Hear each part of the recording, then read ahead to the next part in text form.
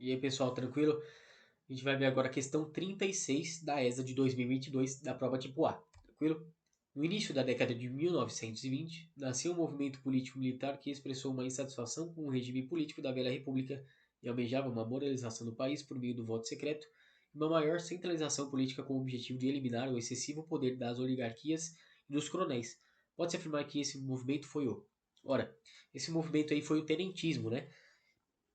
O que acontece? Imagina, então, que aí em 1889, né, teve um golpe, né, derrubou-se o imperador, Dom Pedro II e instaurou-se a República no Brasil, correto? E aí a gente tem a Primeira República, a República da Espada, né, e depois a República Café com Leite. Essa é a Velha República. A Velha República só acaba quando há o golpe de novo aí, realizado aí por Getúlio Vargas em 1930. Mas o que é a Velha República? Ela é dividida em duas repúblicas. A República da Espada, que vai de 1889 até 1894. Nessa parte, né, os dois presidentes do país são quem? Deodoro da Fonseca e Floriano Peixoto, certo? Acontece que depois de Deodoro da Fonseca e Floriano Peixoto, eu começo uma série de presidentes civis, né? E eles vão se revezar no poder aí, né? Sobretudo para escrachar o que a gente conhece como República Café com Leite, né? Então, o estado de Minas Gerais e o estado de São Paulo ali comandando, basicamente, as direções que o país deveria seguir, né? E aí ele fala assim, ó, tenentismo, né? A gente tem que lembrar que a velha república ela era caracterizada por esse poder das oligarquias rurais, certo? Então, o que que acontecia? Né? O voto não era secreto, o voto era aberto, cara. A, a quantidade de pessoas que votavam era muito pequena, né? Você tinha ali os coronéis ali nas regiões rurais, né? Que o Brasil, na verdade, era praticamente um país muito rural ainda na época, né? Então você tem pessoas com muito poder ali, com muita concentração de terra nas regiões afastadas ali dos centros administrativos do país. Esses coronéis eles tinham muito poder, né? Então, ele tinha um poder econômico, ele tinha um poder militar, né? Ele tinha um poder social ali, né? Então, meu, ó, se você não fizer isso, cara, eu vou mandar meus capangas te matarem, né? Eu vou tirar o seu emprego, vou tirar o seu sustento. Então, imagina, que tinha, então, o coronelismo, né? Tinha o voto de cabresto, né? Que era o quê? Se você pesquisar aí, é um cavalo com um cabresto aqui, né? E o que acontece? Os coronéis, eles influenciavam, né, essa votação aí, né?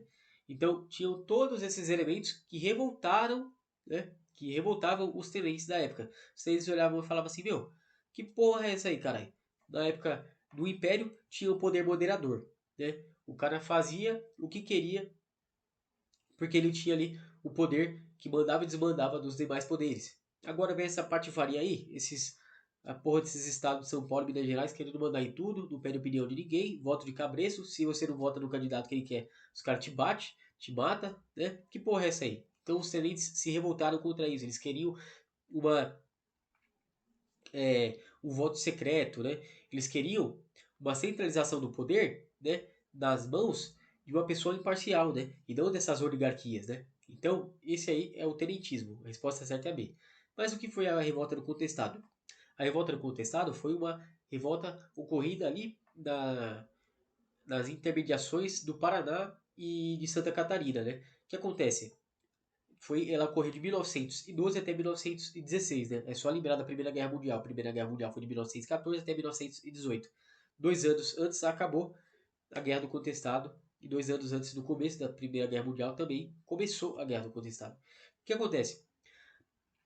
Ali existia um líder messiânico chamado José Maria. Ele se inspirava pelas ideias, né, de Dom Sebastião, né? Lembra aquelas ideias messiânicas de Dom Sebastião? Quem foi Dom Sebastião, caralho? Dom Sebastião foi meu avô, cara. O meu avô, você não conheceu? Eu acho que não, né? Dom Sebastião foi um dos reis de Portugal que morreu, cara. Aliás, que morreu não, todo mundo morreu, né? Mas um dos reis de Portugal que morreu lá em Marrocos, na Batalha de Alcácer Quibir.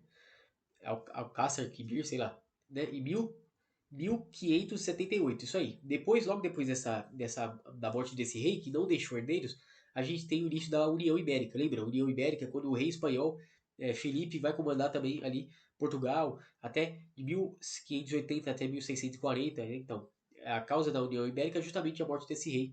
E aí criou-se na imaginação das pessoas que esse rei poderia voltar, cara. Poderia voltar, poderia dar a glória novamente para Portugal, né? Porque imagina, quando Portugal estava sob o jugo espanhol, cara, os caras se ligaram foda-se para as questões portuguesas, né?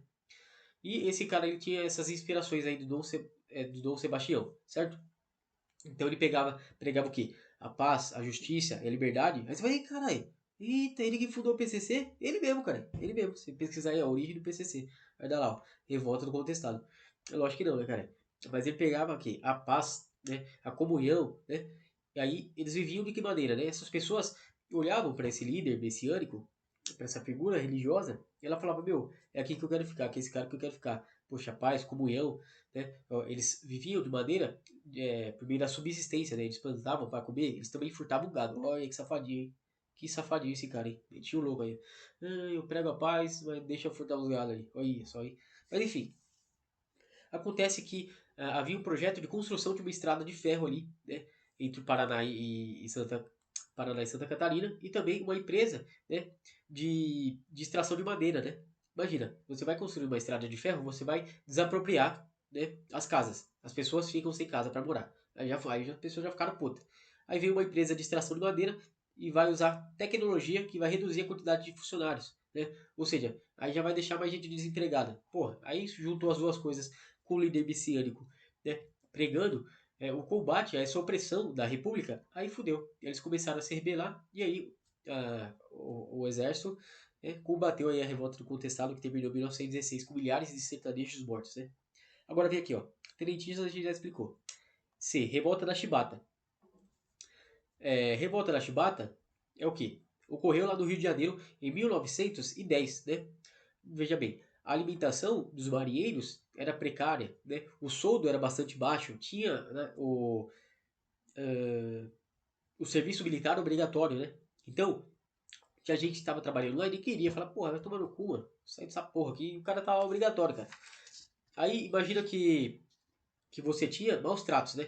Ora, se você cometer alguma infração, você vai tomar uma chibatada. Então, no lombo dos caras, chibata no lombo dos caras.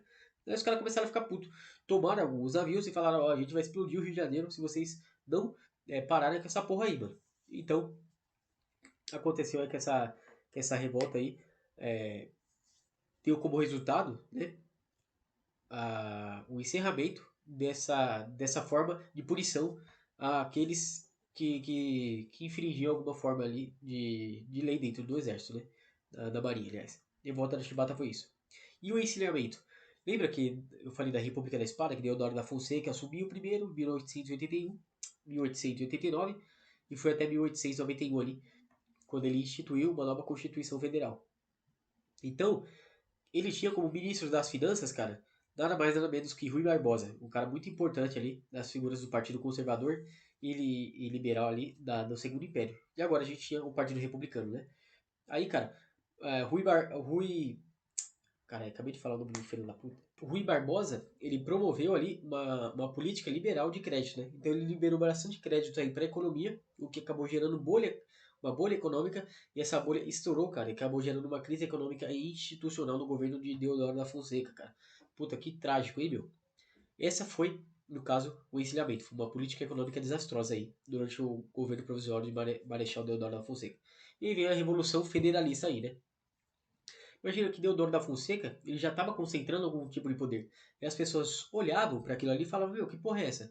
Acabamos de derrubar o imperador, que tinha um poder moderador, tinha uma concentração de poder gigantesca na mão dele, para colocar um governo republicano, imaginando que a gente teria mais autonomia, e você vê que essa palhaçada de concentrar poder vai tomar no cu, rapaz. Aí teve uma primeira revolta da Armada, né? Maria, no caso, se revoltou contra Deodoro da Fonseca. A Maria perdeu. E aí, em 1891, ele vai renunciar. E aí quem assume é Floriano Peixoto. Floriano Peixoto, pela Constituição que havia sido aprovada em 1891, no mesmo ano, ele deveria o quê? Renunciar e promover novas eleições, cara. Mas ele falou, porra nenhuma, aqui quem manda sou eu. Eu vou continuar no poder. Isso aí, cara, fez com que as pessoas se revoltassem. Ele foi concentrando cada vez mais poder. E eclodiu uma revolta lá no Rio Grande do Sul, cara. A revolta federalista do Sul.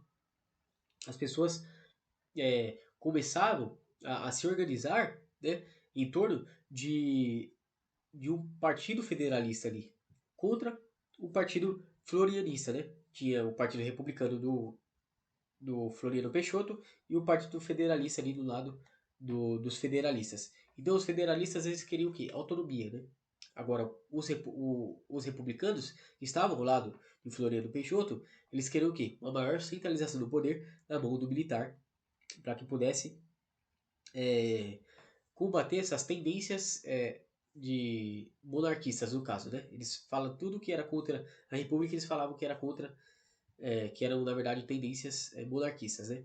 Para usar como desculpa para combater esses movimentos, né? Então a gente explicou revolta do contestado, revolta da chibata, encilhamento e revolução federalista aí, que ocorreu ali de 1893 até 1895, 94. Beleza? É isso, é nóis.